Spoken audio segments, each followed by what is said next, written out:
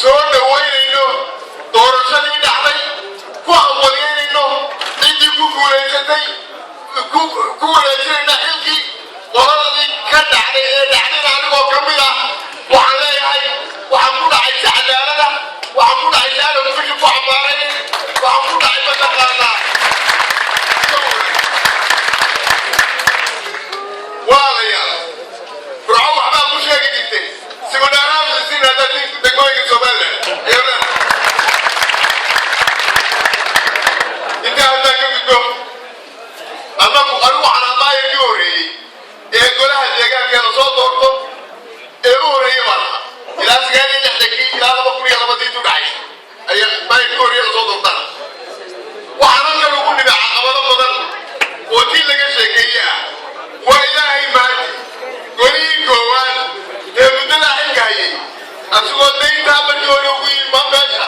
inuu maanta 707 milyan wareejiyo oo ku wareejiyo xubnaha cusub aad iyo aad baan ugu mahadnaqaynaa reer burxaan aan ugu sheegay inay nagu ogaadaan saa intaa haddaa ka gudbo waxay taasu ku timi hawshaa aan ugu soo gudbay golaha iyagii deegaankii halka joogay oo si midnimo ah oo si wada jira oo gacmo isku qabsasho ah oo wada hawl wada hiixida ku galay gacanta golaha cusubna waxaan uga codsanaynaa inay sidii oo kale ay u socdaan si himiladooda u gaadhaan ayaan uga codsanaynaa iyagana waxaan intaa ku daraya wuxuu yidhi dadka waxaa la qaadaa markay tiirisaa bidix hadday midibtu keli taagan tahay dahar ma goyse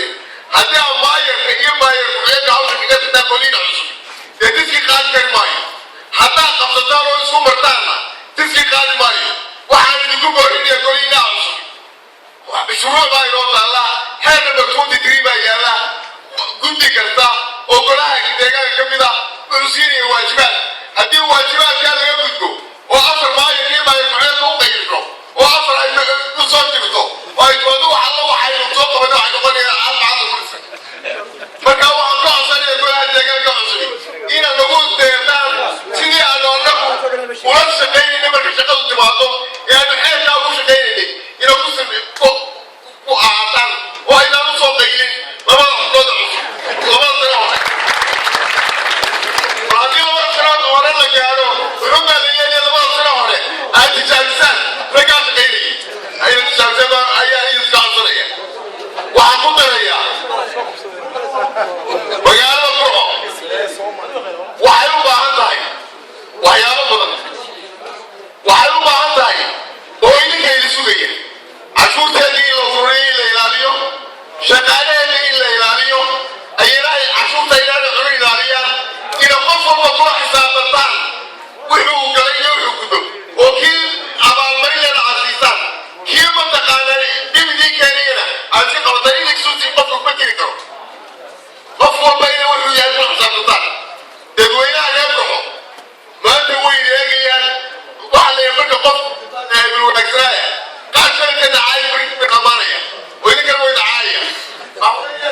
bali habaarna u dhigo ducana u noolaya yaa lagi war waa la idin eegayahay